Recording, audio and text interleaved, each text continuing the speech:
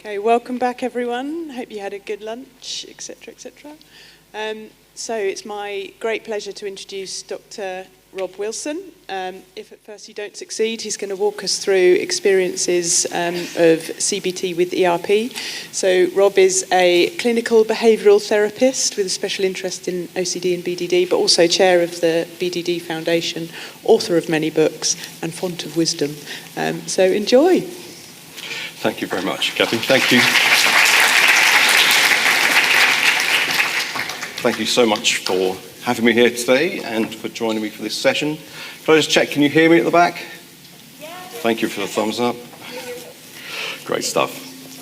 So when Lee asked me if I'd do a session for today's conference, it's always I'm going to stop feeding back again. It's always a huge pleasure to be part of the OCD Action Conference. I think I came to my first OCD Action Conference about 25 years or so ago. And when Lee asked me if I'd come and do a session, immediately the thought that came to my mind was, let's do a talk about what's a topic that's very close to my heart, which is if at first you don't succeed, because so many of the patients that I've seen over the years have had several attempts at prior treatment, and have often had the condition for OCD for many, many years. But yet, I've been fortunate enough to work with a number of people who have still managed to go on to make a really good recovery and get really good quality of life back. So I'm going to share some of my own thoughts about this topic and hopefully some suggestions of how to approach the experience of recovering from OCD if you're planning to have another go. So this question came up at the Q&A a few minutes ago. And I'm really not sure it is necessarily all that helpful to have these concepts of being a treatment non-responder, having treatment-resistant OCD, or even it took me a long time to work out what they meant by treatment refractory. It sounds even worse than having treatment-resistant. In fact, apparently it means the same thing.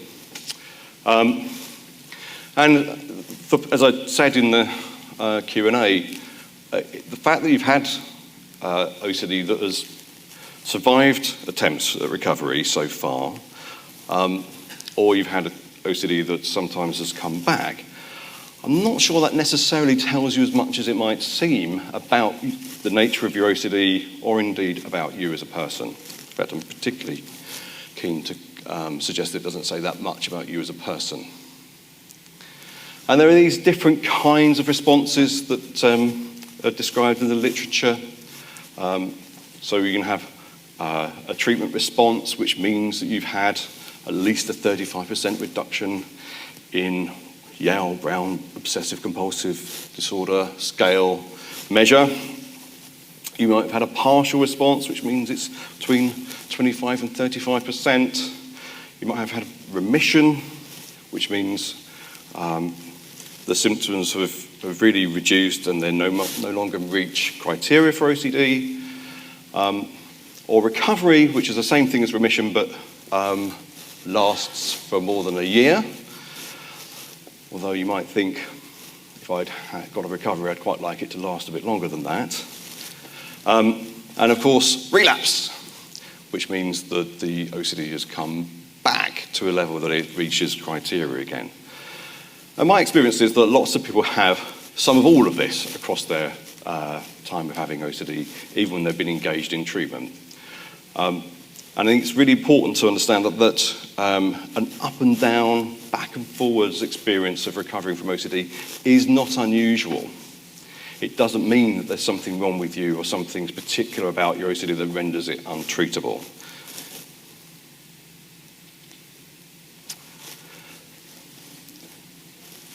And one of the key messages, of course, is that this is common. Needing to try again is not unusual at all.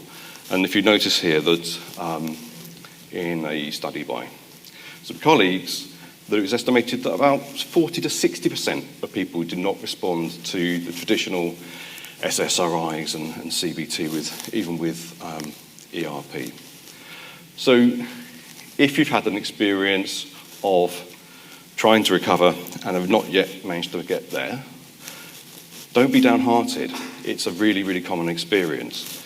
And when you think about things like people trying to give up smoking, something as simple as stopping putting cigarettes in your mouth, the literature used to say that it took about, on average, 7 attempts to give up smoking.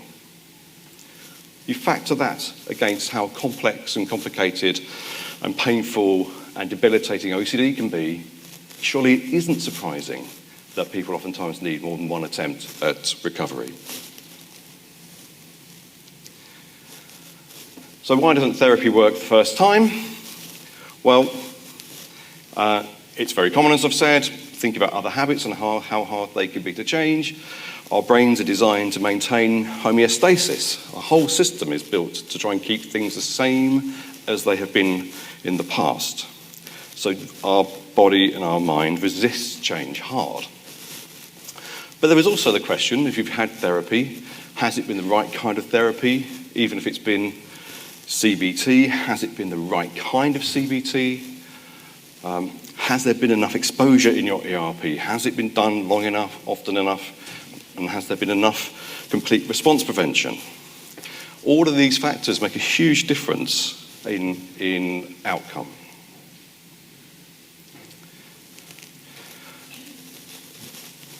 One of the more important headlines here is that when we've looked at why don't people recover, it tends more often than not to not say something about the nature of the person or something about the nature of their OCD.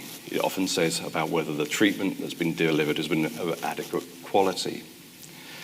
Now, some of you will know that I'm also a self-help author, and I would want you to think about self-help in a very similar way than you'd think about professional therapy, in the sense of, has the quality of your approach using self-help been up there? Has it had enough exposure in it, for example? So we know that exposure techniques are often overlooked. And if you look at this final line, the quality of the previous CBT in the subgroup of where their treatment was related is inadequate. It was, inadequate at 95% of the cases. And the most common inadequacy was a lack of focus on exposure techniques. So we know that even if you've had CBT, you may not have got CBT that had ERP in it. And even if you had CBT that had ERP in it, it may not have been of a good enough quality. So the key message is, failure to respond to treatment is more about the treatment, but I will hasten you to think about whether that's a self-directed treatment as much as a professional treatment, because oftentimes what you see in really, really skilled specialist professionals is they're very good at helping people to build up their confidence in doing the treatment themselves. They're very good at encouraging people to really apply and work and practice in between sessions. So I think it's important not to see a big dividing line between self-help and professional help. But the problem is going to be more than likely the treatment approach, not you. And one of the biggest issues is that CBT therapists who should know better still tend to swerve exposure therapy. This is a really big problem. And even in this day and age of more cognitive treatments and compassion-focused therapies and these other seemingly more sophisticated approaches, the evidence base is still showing us that exposure therapy is the key. And professionals are exposed to this. Psychologists, nurses, CBT therapists are exposed to this literature, but because therapists want to be nice people, most of them, I won't speak for myself, they don't like doing things that make people upset or stressed or uncomfortable. Typically, therapists like to be able to be kind and warm, and they sometimes like to seem fairly clever and philosophical if they're really having a bad day. And so we have an issue that obviously, if you've got a problem that's maintained by fear and avoidance and compulsions, i.e. OCD, you're not going to be necessarily hugely enthusiastic about doing lots and lots of deliberately facing your fears and stopping your compulsions, when the way you've been managing your condition up until now has been using avoidance and compulsions to try and cope. But if you've then got a therapist who's also not very keen on using exposure and response prevention, you've got a folie à deux. It's two people making the same kind of mistake. So when you're working on your own problems, and if you're working with a professional therapist of some kind, keep in mind that there may be some reasons why exposure therapy isn't playing a strong enough role. And it may well, and this might seem unfair, but it is what it is. It may well fall on you guys as individuals with OCD to really encourage the therapist to use exposure a little bit more. Because they may be anxious about not causing you distress.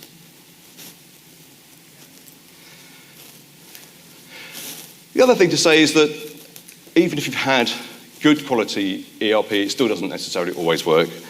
And so something else that we do want to think about is, should it be done more intensively? In some cases, it can be really helpful to use a home-based version of treatment. So again, if you're negotiating another round of treatment, and let's say you've got a form of checking that is mainly based at home, or you've got forms of decontaminating and washing that mainly happen at home, it kind of makes sense that quite a lot of the best places to work are going to be at home, or maybe in your car, or sometimes at work. So the NICE guidelines say that it's worth considering offering treatment in the context in which it arises. So there are things to think about of where you do the treatment, not just how it's done and when. Now, it is always exciting as a clinician to hear that there are some new developments coming up through the field. RTMS is very interesting, the transcranial magnetic stimulation, that's kind of interesting. Psychedelics is kind of interesting. Both David and myself, David Veal and myself, are quite interested in compassion-focused therapy and what it can add to CBT and ERP. I and David have published on using imagery rescripting in body dysmorphic disorder, and David's also published on imagery rescripting in OCD. And there are some people who seem to be showing a bit of evidence that maybe adding ACT, acceptance and commitment therapy, may be a useful additional tool in the treatment of OCD. And indeed, we've long thought that really getting hold of what your values are in life and how you really want to live, and using that as your driving force to really help you to reclaim your life. We've often thought this is helpful. But it's still really important to remember that A, just because this is new, interesting stuff, it doesn't necessarily mean it's better. And B, it's all very well describing some of these new techniques, but how easy are they to get? And what that leaves us with then is that not only, still I would argue the evidence mainly supports ERP, it is likely to be the most accessible treatment for most individuals, and I would also add, to a very large degree, it's an approach that you can learn to apply yourselves. So a question that's coming up more and more, both through our experience with the charities and as clinicians, is what happens if someone's got some form of neurodiversity? And whilst there may be some questions whether there's some degrees of people being overdiagnosed and things, I think there's also lots of questions about people who have been neglected about this for a long time. So the consideration, though, isn't again to say, well, this person's got some form of problem that makes their OCD difficult to treat, therefore we should sort of give up. Perspective to take is, how do we modify it? How do we adjust the way we approach the treatment to work with someone at a level that can work for them? So it might be, as David mentioned earlier on in the Q&A, about making sure that we're more careful about the kinds of metaphors and analogies we use.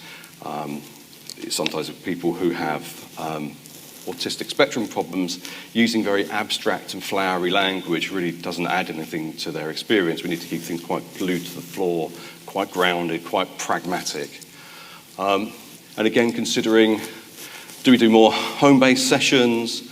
If we can't do the home-based sessions, can we work more with the parents to help them to understand how to apply the principles at home? And do we even need to involve the wider system? And I thought the comment that Danny made about eating disorders and there perhaps being, it's not the individual so much as the 5 other individuals around them that are key. Makes a lot of sense in this kind of area.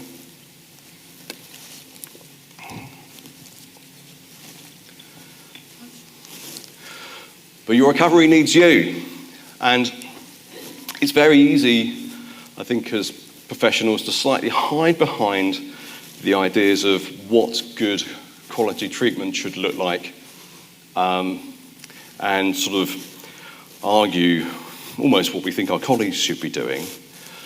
But I've tried to shift some of the focus of this talk more into the kinds of things that would be worth thinking about if you're the person with OCD, to try and bring to the table, because you may have some degree of choice over your therapist or where you access therapy. But my argument is that you'll have also some level of influence over what you bring to the experience. And so we have this concept of therapeutic responsibility, where we really want the individual with the problem to take on sharing that responsibility. And that doesn't mean we think you're to blame for the problem, but if I was hit by a car and someone broke my legs, in engaging in the physiotherapy, I'd still have to take a lot of the responsibility for how I recovered from that injury.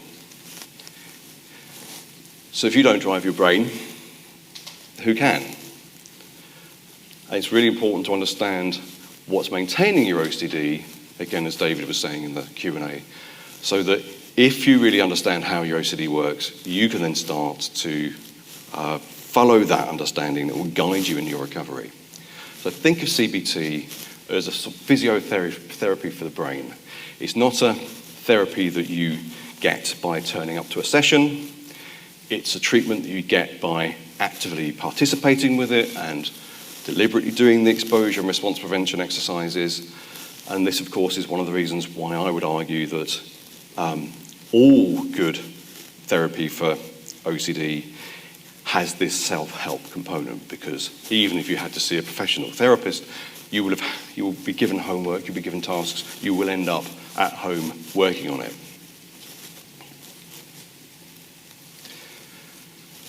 But some of the common obstacles that might come up, some of the things that might interfere that are more of a personal level. And again, someone mentioned this in the Q&A earlier.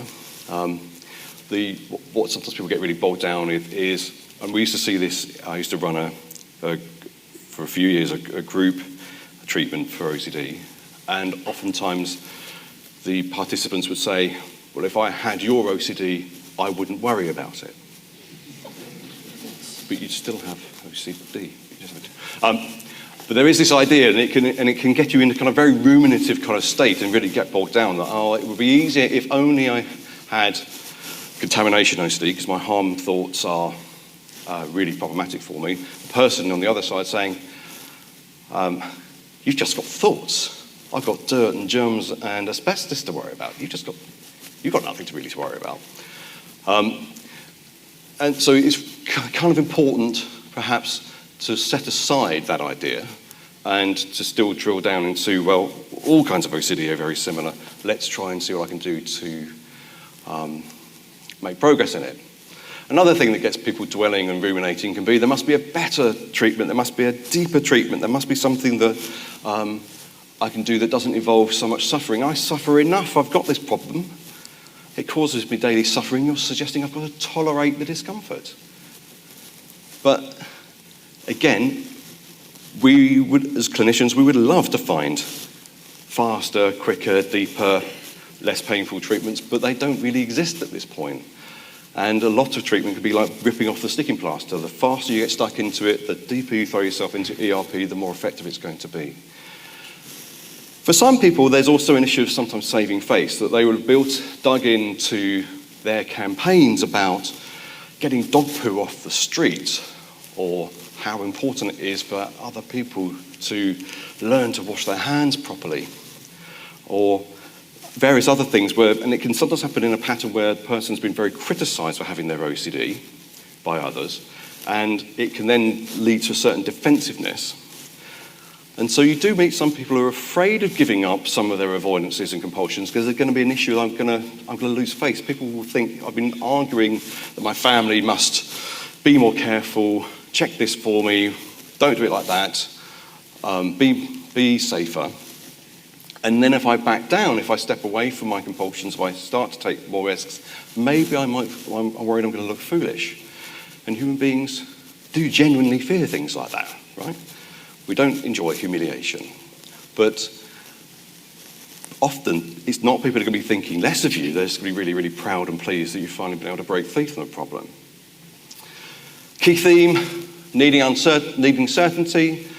Not only can drive OCD, I'm wanting to check, are my hands clean enough? I want to be sure, I want to check. Did I hit that cyclist? I want to be sure, I want to check that the door's shut, I need to be sure.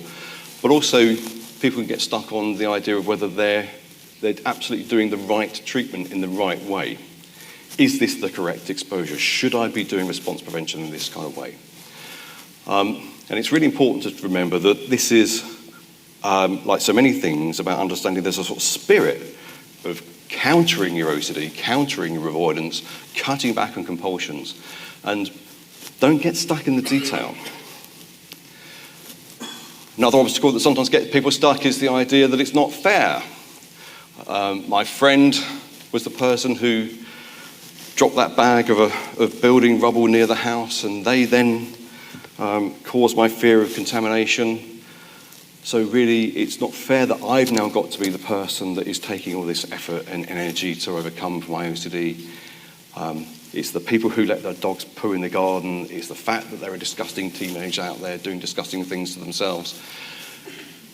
It's not fair that when these things in the world I think are the problem, and if other people change their ways, it wouldn't worry me so much. It's not fair that I've got to do the exposure and response prevention. But the question is, where does that take you? Does it help, or does it keep you stuck? Some people will try and motivate themselves by saying, how useless and worthless and what a burden they are. Again, how much does that help? Some people get very angry and hostile towards their friends and family members for not following the rules closely enough.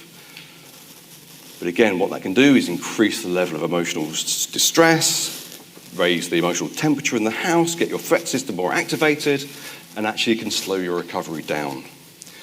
We mentioned earlier in one of the other talks that too much unkind criticism from others could be a real problem too. So we do need to help to educate our family members, our partners, that yes, they can kind of complain and they can resist our demands for more compliance with avoidance and washing hands in certain ways, or doing things in certain ways, or avoiding mentioning certain topics, or not putting certain TV programs on and so on.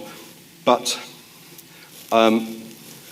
we need them to not be unkind with their criticism. They can resist the demands, but we want them to offer warmth and kindness as well as that resistance.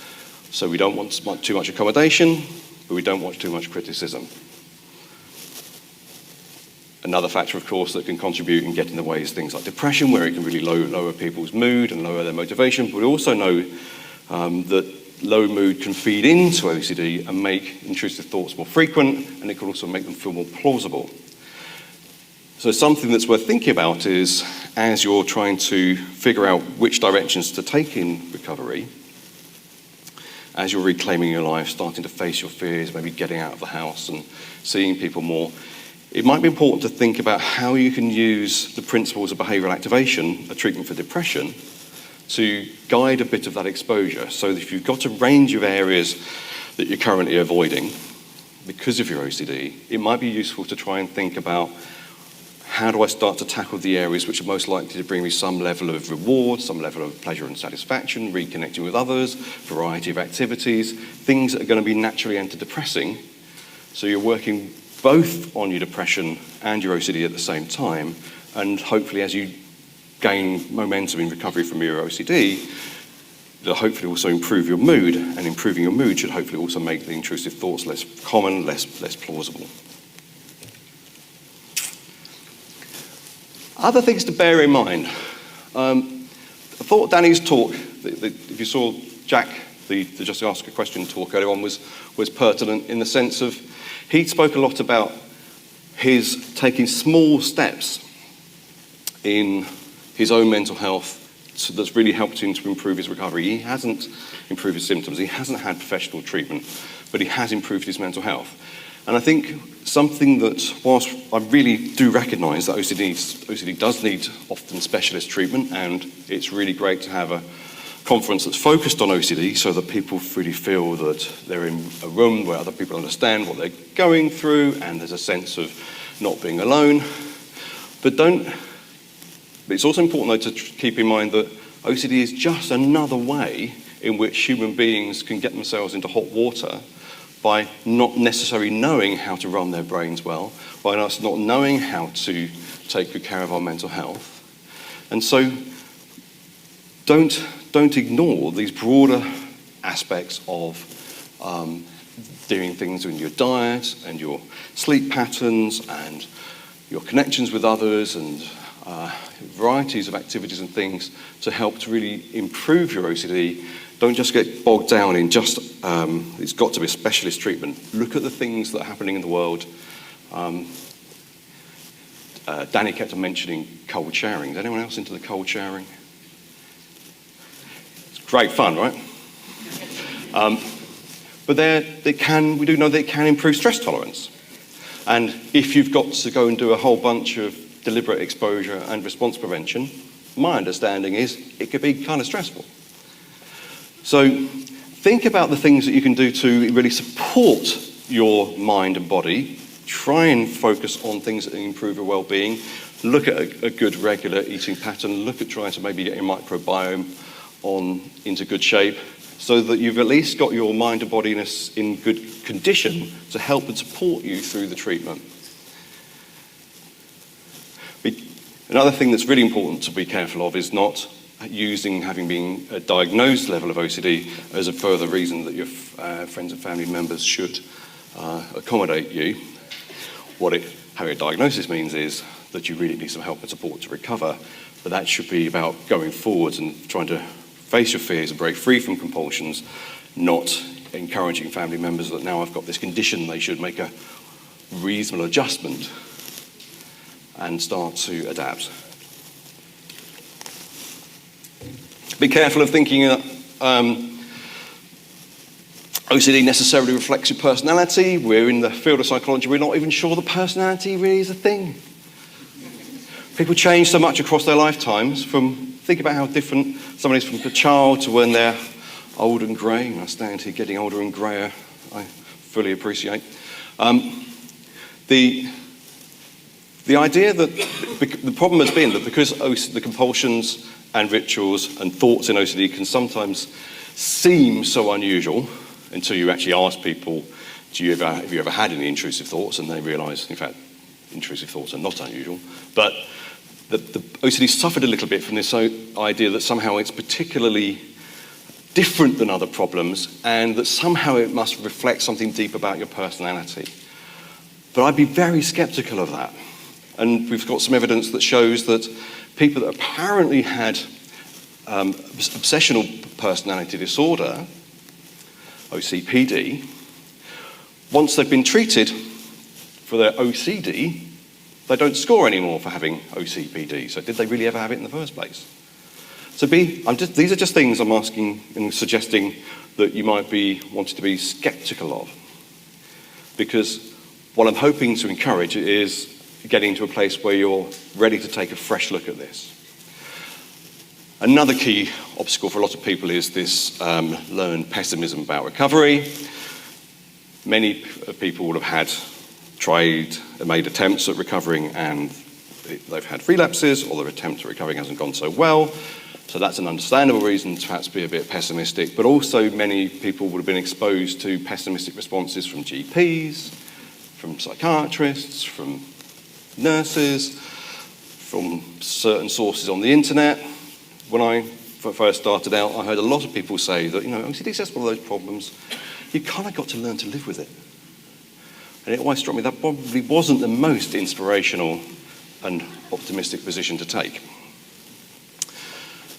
So be careful. Try and suspend your judgment on the idea that this is too severe, I've had it for too long, I've got the wrong type.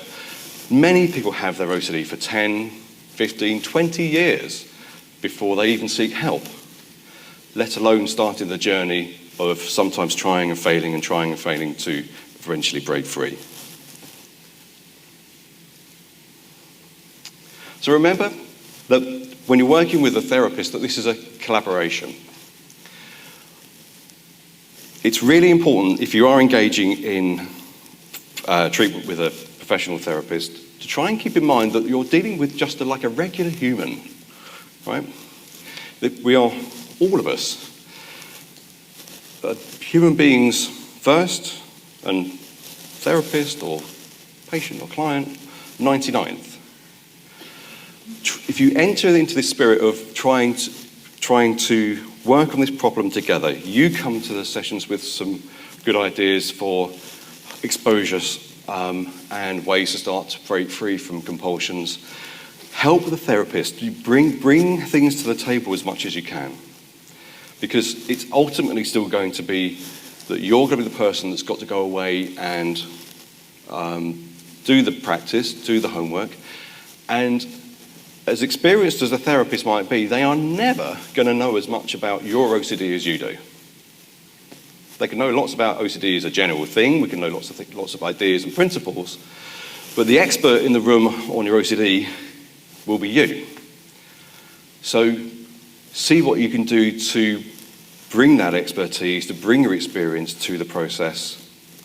And one of the things that we know that can really, really help is to think about recovery, not so much about getting rid of OCD, which might sound like a strange thing to say, but to think of it about, this is what am I recovering for?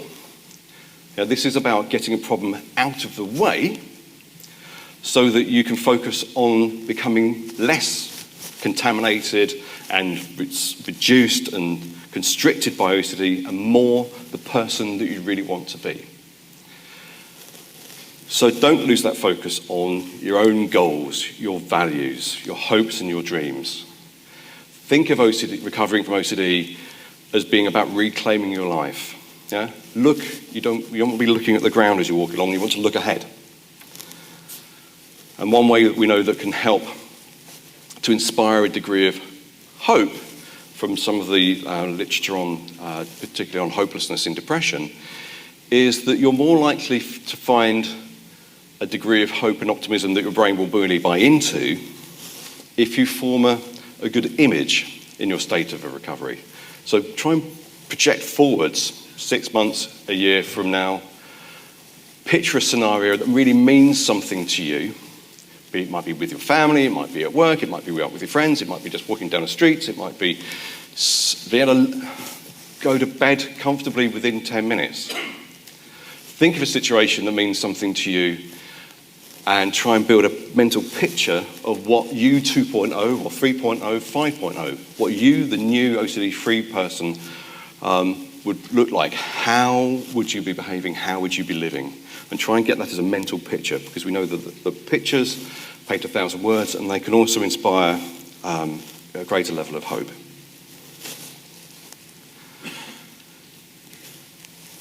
So trying to come up with a plan.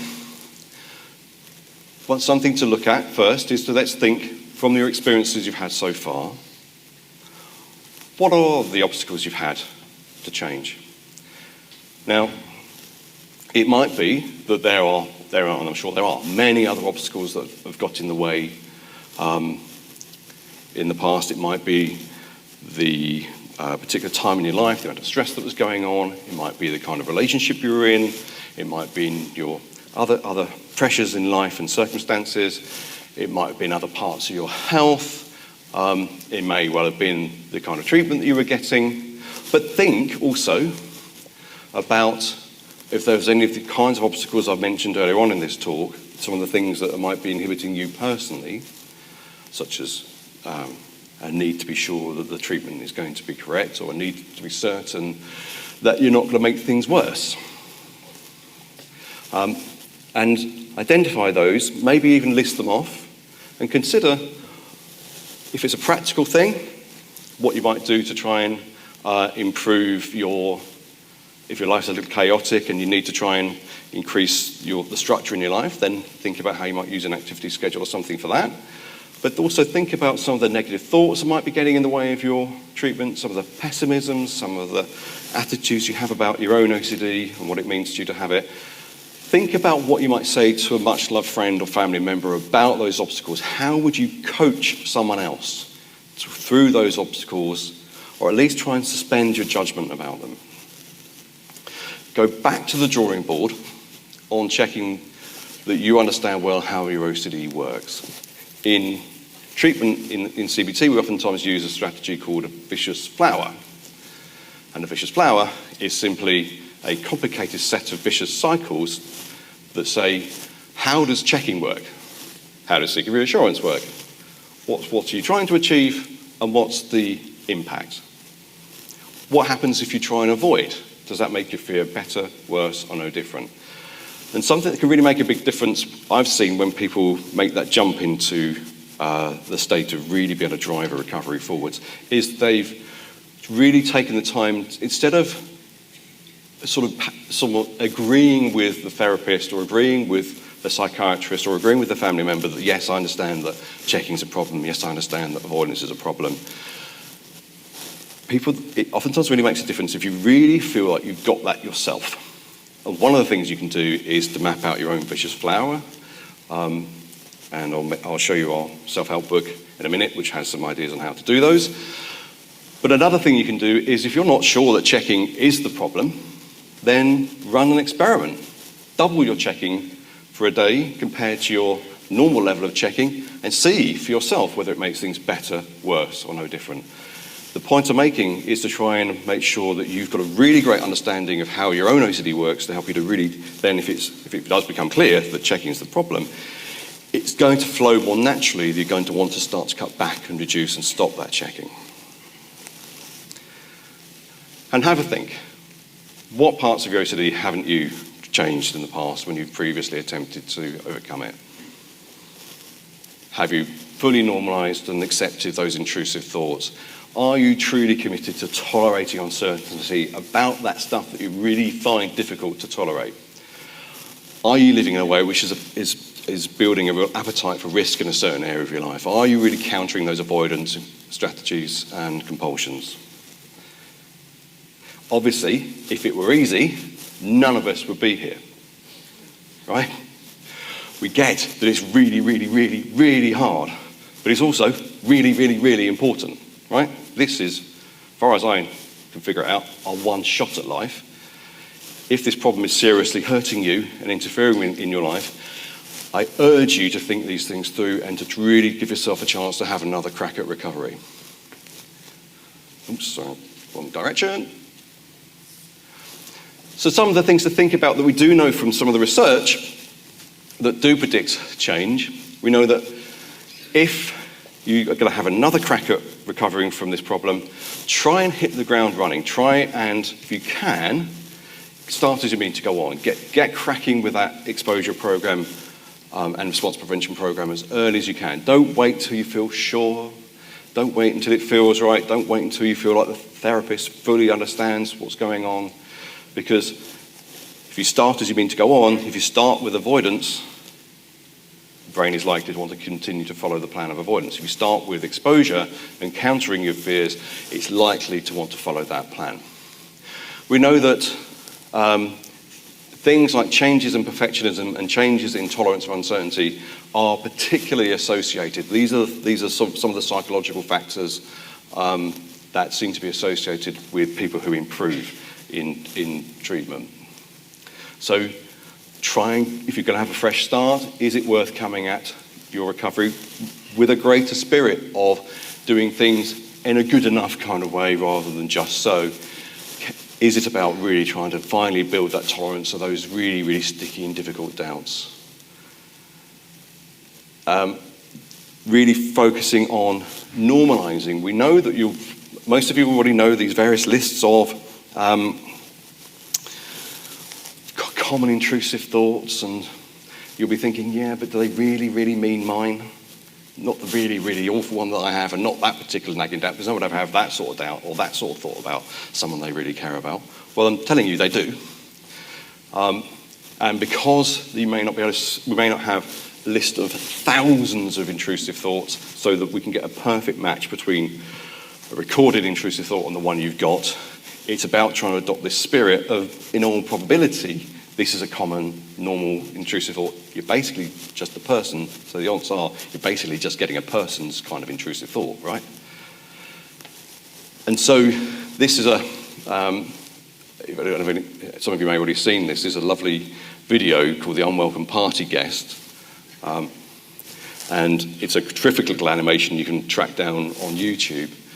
And it's a lovely metaphor for how important it can be to be willing to experience the things you don't want to experience. Because in the metaphor, the harder our friend who's having the party, him, tries to get rid of Brian, who's an unwelcome party guest, the more effort he spends trying to get rid of him, the worse and more intrusive and more disruptive Brian becomes. And a lot of people, I've had quite a few people say to me, I wish you'd said that before. You had all this vicious flower stuff and exposure mumbo jumbo, but yeah, I get it. So this is a problem of me trying too hard. So find touch points like this that really help you to get a real sense of it's important to be willing to experience intrusive thoughts, doubts, not just right experiences, because if you try and get rid of them, they're going to cause you more trouble. We know that emotional support is really, really helpful. It's again one of the wonderful things about organisations like OCD Action is that they have support groups, which I've seen many, many times offering people some really useful emotional moral support.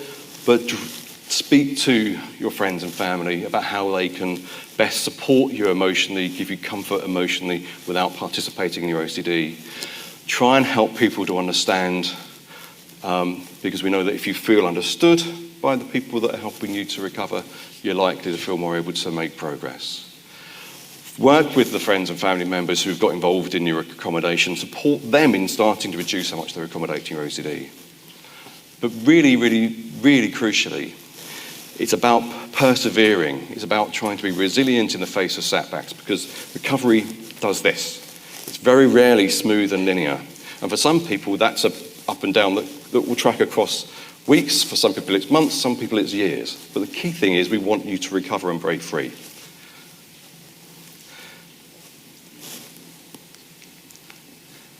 So don't forget, getting started can oftentimes be the hardest part. If you're having a fresh start, or you've never even begun to work on your OCD before, keep in mind that the first 20% is often the hardest bit. It's like push starting a car. It takes huge effort to get the thing moving, but once you've got it rolling, it will start to make progress. You're making sure that you're not thinking about having to try and change everything all at once.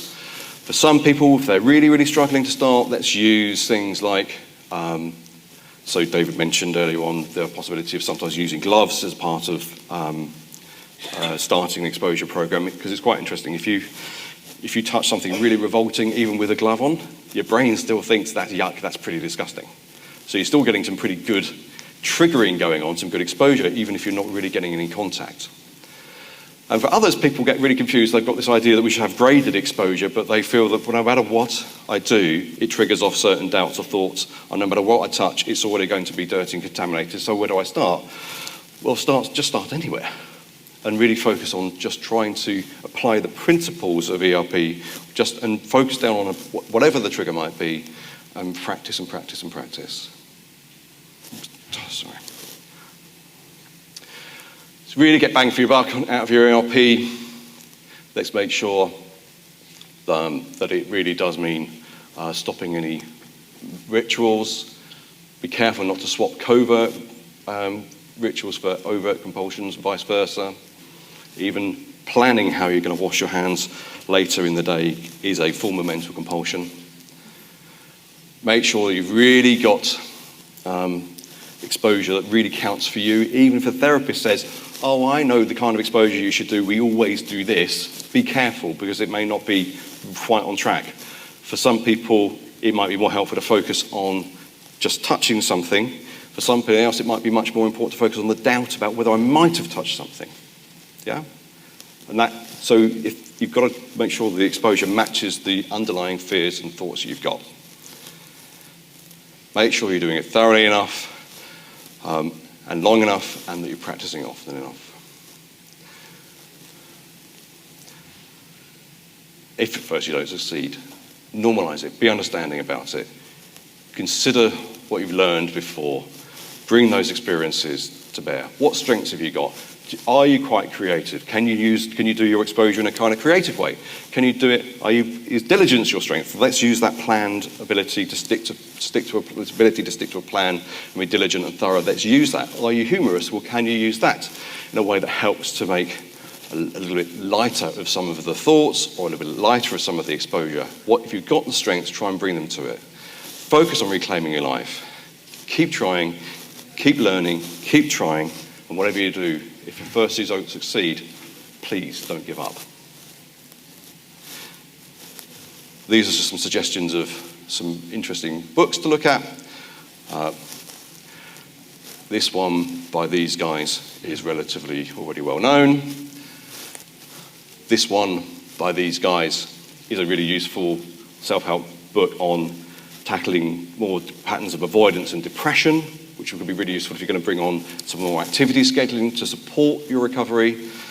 And this book is a really interesting one because it focuses on the idea that Danny was mentioning of small choices, trying to consider that so many things we do in life have a kind of fork in the road, whether this action is going to mean tomorrow I will have maintained my OCD, or whether this action mean tomorrow I'm likely to have reduced my OCD, whether it's the way I talk to someone, whether I touch this thing, whether I step back from this thing, how much I wash, what I do with the thought when it pops in. And Tom Rath's work also has some nice things to say about generally looking after your sleep pattern, your physical activities, and what you eat as a way of supporting your overall health and getting that well-being on track so you really are in good shape to tackle this difficult problem. And now, I'm afraid, my work here is done, and it's over to you. Thank you very much.